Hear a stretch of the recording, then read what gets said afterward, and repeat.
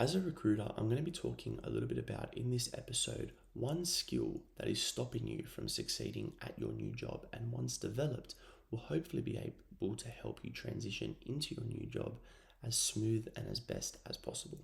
Okay? So, that is the core principle of lowering your ego and understanding your flaws. Okay, so when we enter a new job, obviously throughout the entire job interviewing process, you have spoken a lot about your value. You have talked about your value, you have talked about what you can bring to the company based on what you have done in the past. So, we already know about this. We already, by this point, we will understand the positives that we're going to be bringing to the team. We're going to understand how we're going to fit into the system and how we're going to improve them from day one, and what our goal is to improve them in 3, 6, 9 months down the track. Okay, so obviously we've talked a lot about those transferable skills already in the phone screening and our interview process. Okay, but one thing that doesn't really get addressed, and to be fair, it shouldn't be addressed with the company straight up, but it should be something that you reflect on as you start, and that is actually understanding your weak points. Okay, so it's one thing to understand, okay, how good you are at certain things, okay, and how you're going to be able to come in and help the team, but you need to now think deeper and think, how can I help myself? Okay, how can I do things better? What were some things that I need to work on from my last company that are going to be important for me to better here? Okay, now why is this important? Okay, it's very important because at the end of the day, when you enter a new company, you are all about building the best first impression possible. Okay, it's all about good first impressions. And when you're in that company after the first few months, you want them to feel like, that you are a good hire. You want them to feel like you are a safe, secure, predictable employee, and they really enjoy what you bring to the company. Okay, now 9 times out of 10, even if you're starting in your first job, like your first 9 to 5, the value you're going to bring is always going to be positive. Okay, because a lot of the time, if you followed the way that we talk about interviews in these videos, is that you would have talked about your value. So it would have kind of been almost a no-brainer for the hiring manager to hire you based on the value and the strengths that you have and that you can bring from your past job and take those transferable skills onto the new job. Okay, that aspect of it is always going to be as a given, and that's always going to help you because you're already comfortable doing the right habits and the right things at other companies. So it's very easy to take those same principles and apply it elsewhere.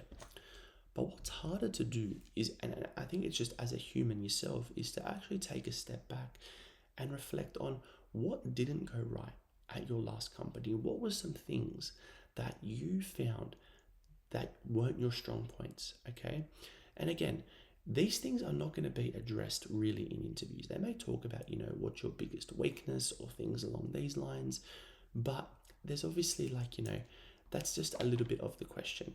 You know what I mean? They're not going to really, really drill into, tell me your weak points, tell me what you've struggled with, tell me mistakes that you've made in the past, blah, blah, blah. They're not going to drill into that. And obviously in a job interview, you're not going to go out of your way to talk about it as much as possible. It's a bit like a date. You're not going to bring up all your flaws. You're going to focus on your strengths. Perfectly fine. Okay. But what's important is that though you may not be talking about it with the company, about your flaws or about your problems or about mistakes that you may have made in the past, it's very important that when you first start or when you're getting hired, you're not riding this wave and thinking, yeah, I'm amazing. I'm hired now. I don't need to worry about the past. You need to actually be thinking, okay, I'm hired now. All right. I have made a couple of mistakes in the past. How can I avoid this? How can I address this so I don't make these same mistakes here? And I can actually be that really good, confident hire that the business expects of me. Okay. And once you're able to unlock this, you'll be able to develop and deliver your work to a much better standard because now you understand your strengths, but you will hopefully be addressing your weaknesses throughout time as well. How do we apply this practically? It is very, very simple. You just need to be thinking about what were some times in your last company that really tested you. When were some times that you had a bit of confrontation with the boss or a colleague about a mistake that you made? When was a time maybe, even with a customer, you've done something wrong? Just take a step back. Don't think about the specific situation. Don't think, I shouldn't have charged that person $5 extra, or I shouldn't have disagreed with my boss. Think deeper. Think about the actual philosophy. Think about What caused you to behave in that way? What triggered you in thinking that that was the right decision to make? You know what I mean? Take that extra step back, write it down, dedicate 20, 30 minutes to it, whatever it is, okay?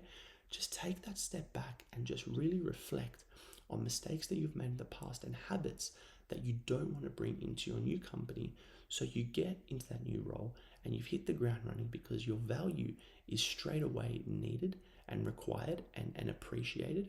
And also, you're performing better than your last company because you've addressed your weak points as well. Okay? Remember, you're obviously not going to have more weaknesses than strengths. They've hired you because they believe in you and because that you have shown them in their process that you can do the things that they're looking for. So run with that. Take that belief, but also think, imagine how much better you will be if you can address the things that started in your last company that may have held you back a little bit or may have derailed things a little bit. You know, take that value, take those lessons, lower the ego, and just run with it. Okay, that's the best thing I can say how to apply practically is take the time, just think, analyze the behaviors, analyze the philosophies behind what you did rather than the actual action or the outcome. Okay, focus on how you arrived to the outcome. Okay, I hope you guys got some value from this video. If you guys enjoyed and you would like to work with me on a one-to-one level, click the link below for a free consultation. Hope you guys enjoyed the video. Take care, and I'll see you guys next time.